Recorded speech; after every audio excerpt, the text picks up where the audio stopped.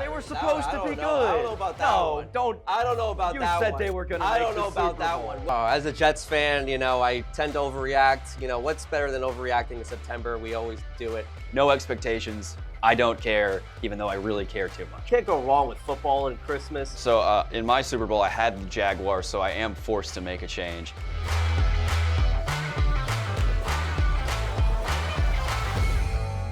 Hello and welcome to a special edition of Ain't That Our Ball. I'm David Scott. Alongside me is NFL expert Ryan Sanudo. Not a typical episode this week. We're on a bit of a break with the Super Bowl being next weekend. So we're going to give you guys a look at some of our best takes, some of our outtakes throughout the entire season, see what we got wrong, what we didn't get right. So sit back and just enjoy a nice little run of clips of us throughout the season. Lots of things have changed, so we'll do one more at the halfway point, and I'm sure we'll do one more when the regular season ends. Let's do Super Bowl predictions from both sides.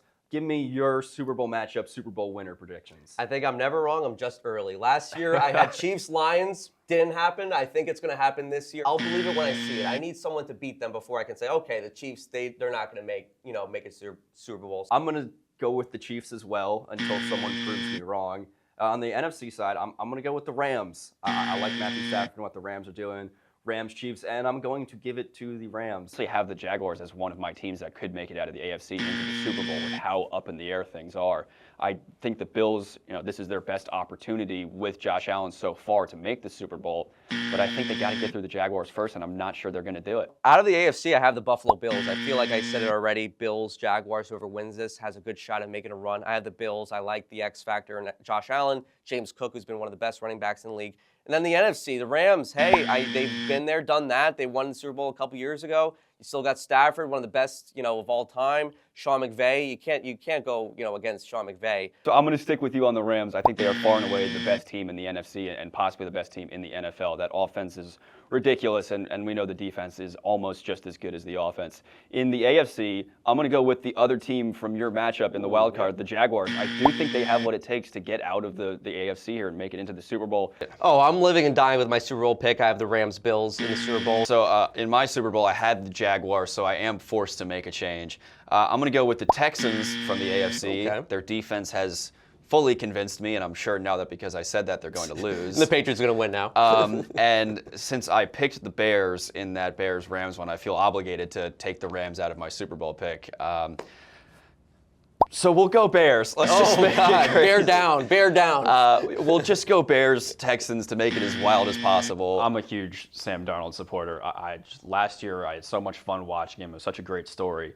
And then this year, again, he's just rolling over what he did last year. He still looks like an elite talent. He's spreading the ball. He's been accurate with the ball. Last week, over 300 yards and 4 touchdowns. And yes, the unfortunate interception, but it's not on him. It got tipped. It hit a guy in the head. And unfortunately, that was the tipping point in that game that gave the Buccaneers the victory. But he's doing everything right.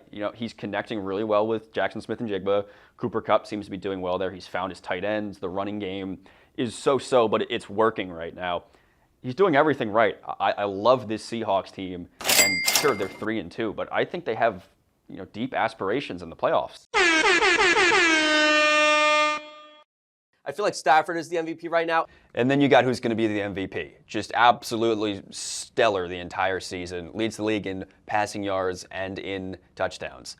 I think the difference in this game is going to come down to Matt Stafford playing better than Sam Darnold. I think Matthew Stafford, like you said, he's just so decisive with the football. I think Stafford, like you said, I think he's going to win MVP. I mean, you can't go wrong with Stafford. He's going to eventually get that MVP if he stays healthy. So I give the edge to the Rams. Well, it starts with Matthew Stafford. I think he's my MVP right now. I don't understand why they do that. Matthew Stafford should be the MVP this year. I don't think he should have a problem with this team. And Matt Stafford really hasn't missed a beat. He as I said in that Carolina game, he had the 2 interceptions and a fumble, so that was kind of shocking. But he's collected himself. He still looks great. He's, I think, going to collect his MVP this year, unless Drake May has something to say about it. But it's been pretty tight. But he's got full command of this offense. Drake May, he's probably my number 2 MVP right now, and then right there is Matthew Stafford. Yeah, Matt Stafford has really bailed out my fantasy team recently after a disastrous trade that a couple people would give me some crap about. It's that grit that he always came with in the league. Baker Mayfield, my new fantasy football quarterback, if I could brag a little bit. I'm doing pretty well in my fantasy league, 10-3, and he's my starting QB, putting up 3 points here and there. Yeah. You can't have that. My heart. Yeah. Cleveland Browns on Sunday. You seem to enjoy playing at the Tottenham Hotspur Stadium. Can we see maybe a new celebration if you score again? Yeah, I said I had one for Ireland, so I didn't get a chance to pull it out. So hopefully, I get in that end zone this time, and I'm able to, show the fans the gritty again. What's different about this team for people who kind of watched the London game last year? What's different this year under new head coach Liam Cohen? Really just the energy around the building, all the energy that he brings, the little edge that he brings to the game and to us. We all feed off that, and we all go out there and play with an edge. And I feel like it's been helping us out, and it's been better for us. Got anything special lined up in terms of celebrations for the London fans maybe at the weekend? Nah, I'm still working on that right now. I don't have anything planned just yet, but I'm still working on that. Yeah, every day I am haunted by the fact that my Dolphins picked Tua the pick before Justin Herbert. Oh, God. I just look back and I think of what we could be right now. If Vrabel was just the perfect coaching hire for the Patriots, and it pains me that the Patriots get to have a one-year rebuild while our Jets and Dolphins are stuck in purgatory forever. As a Jets fan and for you as a Dolphins fan, it hurts to say the Patriots are back. It is what it is now. We'll watch it unfold, but they're going to be deep playoff contenders. As a Jets fan, I tend to overreact. What's better than overreacting in September? We always do it. Week 1, Justin Fields has a great game, and I think, this might be a franchise guy. Very good game against the Steelers.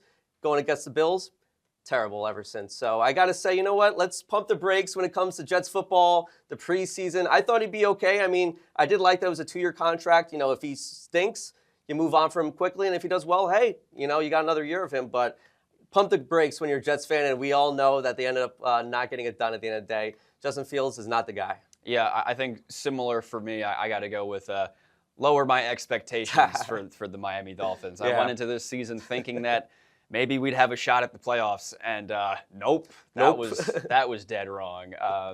So yeah, 2026, I'm going in no expectations. I have no care in the world. They could be, 1-16, or they could be, undefeated. I'm not going to have any expectations. I'm just going to see how it plays out.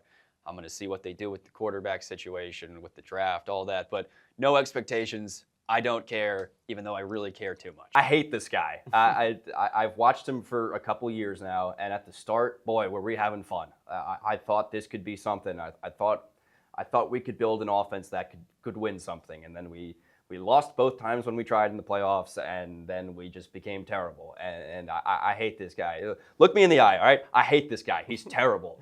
He should not be here for another year. Tua stinks too, but this guy, he is not head coach material. Like you want a head coach that is like a leader of men. That's what I think the trend has been recently. I agree with you, though, when it comes to Glenn. I don't like the time management skills, the game management skills. That has to be cleaned up. But let's be honest, this team wasn't going anywhere this year. This was supposed to be just a year where, you get 4 or 5 wins. Hey, I think there's still a couple wins on that, schedule. It's not great right now, but I would give it one more year. And if it's looking like this at this point next year, time to go. I think it might be looking like this at this point next year. But okay, we'll see. We'll see about that. See, Yeah, I'm all out on the Eagles. I'm done. I don't want to watch another Eagles game. It's just not fun to watch them. It's such terrible football. It's just not fun for a fan of the NFL. If you're an Eagles fan, I'm sure you're defending it to your last breath. But Lordy, it's just ugly football. I don't think the Bills improved all that much from last year. I think you could almost say they got worse, which is a little crazy to say, but I think looking at it right now, I wouldn't expect the Bills to beat the Chiefs in the playoffs, especially considering how their history is. I just see too much inconsistency in terms of the Steelers' offense and the defense, man. Like, you can definitely exploit that too. But going back to Rodgers, I don't see a way for them to make the playoffs this year in that division with the Ravens. And there's so many good teams in that AFC conference. He stinks.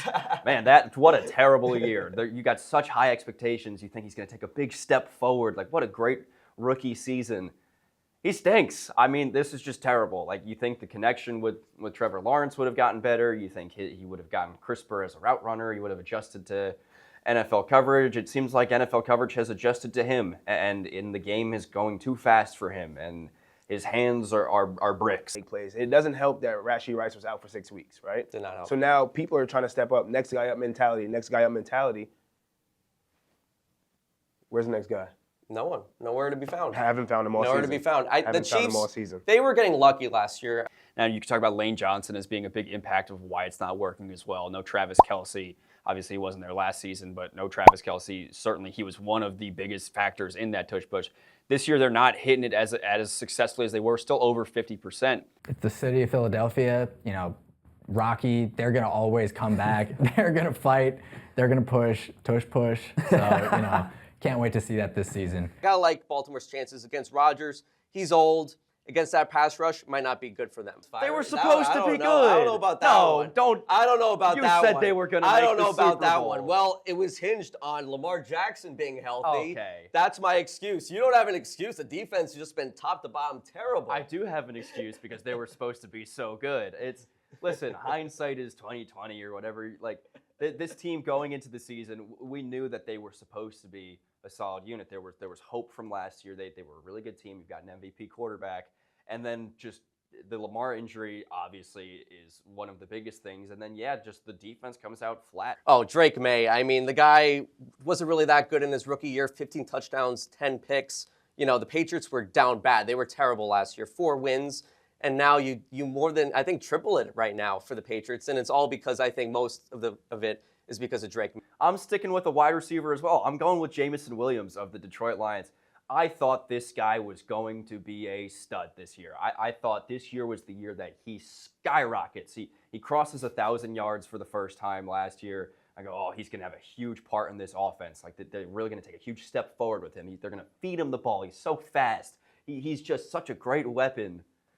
He stinks. I mean, I don't know what to tell you. He's running some cardio games out there. It's just they don't use him. Jared Goff hates him. Tell us how you really feel, David. Tell us how you really use him feel. anywhere. They have a lot of pressure on the quarterbacks. Drake May is good against pressure, but then we saw him against Houston, 4 or 5 fumbles, I think, in the game, an interception. Yes, he did have 3 touchdowns, but the offense as a whole, the whole game, was very inconsistent, obviously, against a really good defense. You're going to be seeing one of the best defenses in Denver as well. So I think this is going to be a low-scoring type game. If they were to see points in the Seahawks-Rams game, but this one, it might be, I'm going to say a little bit of ugly football here and there. Disgusting passes in that game. Yeah, you're He right. looked terrible. I mean, he looked so god-awful that I can't even explain it. And it was one of the worst quarterback performances I've personally watched in a long time. And you can't have that from your franchise guy in a season where you're supposed to be Super Bowl contenders. Daniel Jones, just a complete surprise this year, but I don't think we can act surprised anymore. He's doing it week after week. You